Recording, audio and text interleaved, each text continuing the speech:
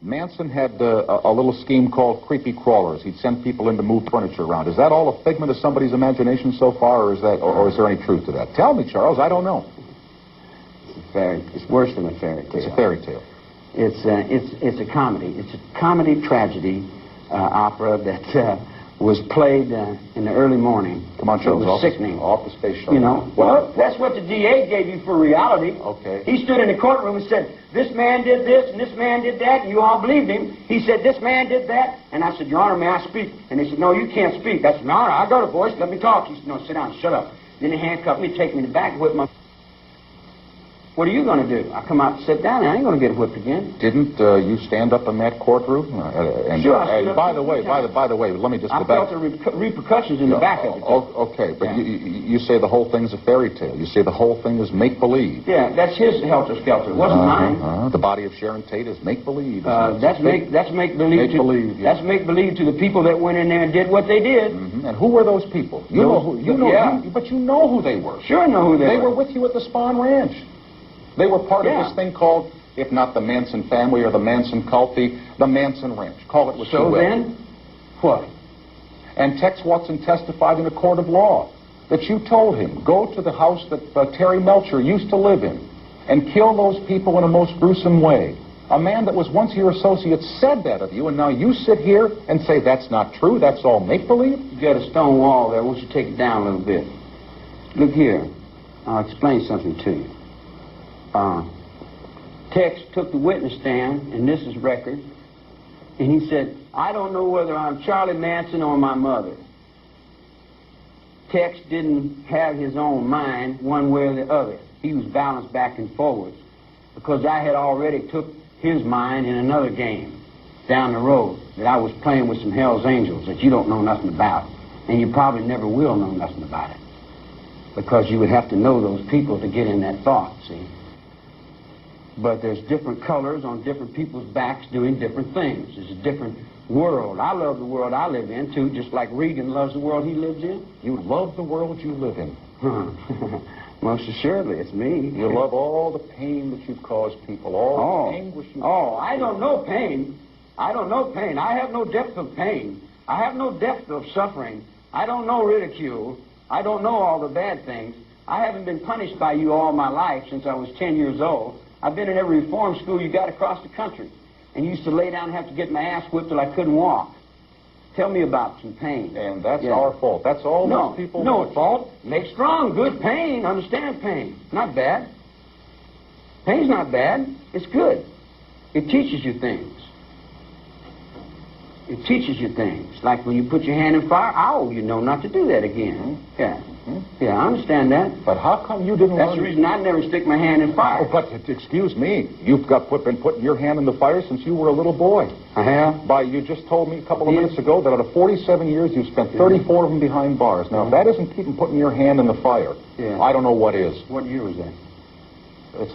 The year is not important. What's important is you just say that you learn by pain not to experience again. Don't put your hand back in the fire. Yeah. Why you've been in and out of prisons for the last for 34 of your 47 years? You call that normal behavior, Charles? Is that something that you're proud of? No, never. Well, I never thought I was normal. Never tried to be normal.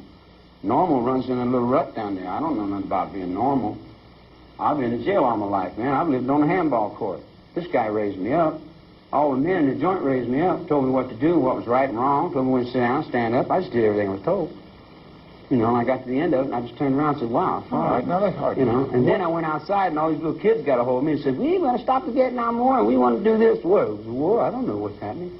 I've been in jail all my life, man. I never went to vocational. You ever see me in vocational training, rehabilitation? Never played no rehabilitation. I sweep the floor in the kitchen, go out and play handball.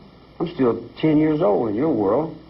Your world, I'm still a kid. I'm not going to grow up. I'm not going to go to college. How old are you in your world? Forever. Since the breakfast. I can't remember I don't know what that means. Come on, off the space shuttle, Charles. Yeah, it's off the space shuttle. How old are you in your world? How old am I? I'm as old as my mother told me. How's that? Your mother. Tell me about your mother. What did your mother tell you? My mother told me when she worked on death row and they took that dude in to hang him and his head popped off and went down them 13 stairs and rolled over by her. It scared her. You know, so I said, wow, that sure is a far-out trip, Mom. So then when I got up on death row in cell 13 for 9 counts of murder, 1969, and I looked at her fears, that guy's head popping off that hangman's noose, and I said to myself, my goodness, what the hell am I doing here? I didn't want to come here. I didn't break the law. The judge knew that, but the people didn't want to hear it. The judge knew it. He washed his hands. He said, I know it, but what can I do? People want this. The judge never said that. Yeah. Judge never said That's what Older said. No, judge didn't say that. He got off and shook their hands, didn't he? Judge did not say that he washed his hands. He's a flying tiger, man, for Madam Chiang-Kai-shek. I just wrote a letter. Judge didn't say that you were innocent, Charles. Innocent? Let's go back to your mother. Innocent? Wait a minute. Let's get back to that word, innocent. You're so white and pure? Judge didn't say you were innocent. Are you innocent? Innocent of what?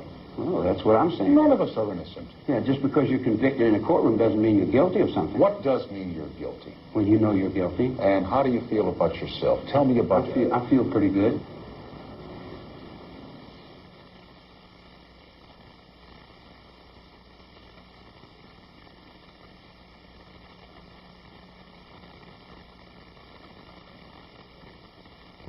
Let me take you back to your mom. Take me back to... What else did she talk to you about besides the fellow whose head popped off? The head popped off, yeah. She was living in the Blue Moon Cafe, and she hit a dude in the head with one of them bottles of Jim Beam whiskey. She tried to hustle a few dollars on the corner, but there wasn't no money. So when she jammed this whiskey bottle upside that clown's head, he went down. She took the bread, come up and got me, and we left, went to Indiana. When you were a boy, did you love your mother? I didn't know what that was. Did you respect your mother? How did you feel about you? How do you feel about your mom right now? If your mother, I don't know if she's alive, Charles, or not. Yeah, you don't, huh? Do you? Let's see. Alive now. Yeah. Yeah. Maybe. I mean, if she could be watching this right now, be watching this. What would you say to her, Charles? Oh, well, what would you say to Mom? I'd say, you sure went through a whole lot of changes to get me as far as you did. And you did a damn good job with the help of my grandma. My grandma was a mountain girl from Kentucky, up in the mountains. And she never did drink or smoke or cuss or lie.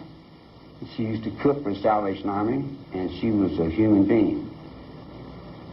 Good one. I go to church down there, sweep the floor for her. Well, how were you in school? I hear that you weren't too good, but maybe I heard wrong. Depends on which school. I did very well in reform school. Yeah. I did good in every place that I was ever told to do good in. As much as I was allowed to do, you know. A lot of times good for some might not be the same for others. And sometimes it kind of bumps heads, but when it does, then I just chew on my pipe and think about it and do the best I can. Mm-hmm, but you dealt the hand down there in L.A. You in that press, you in that L.A. Times, you dealt the hand. You put me on Life magazine, had me convicted before I walked in the courtroom. You had what people wanted to buy. And when they wanted to buy it, they didn't give a damn if they had to convict the district attorney. They'd have convicted the whole building to get that dollar bill going there. They had big bucks going there. They made 27 million, 1,000, 100 billion. I'm bumming $10, $15 from my friend here.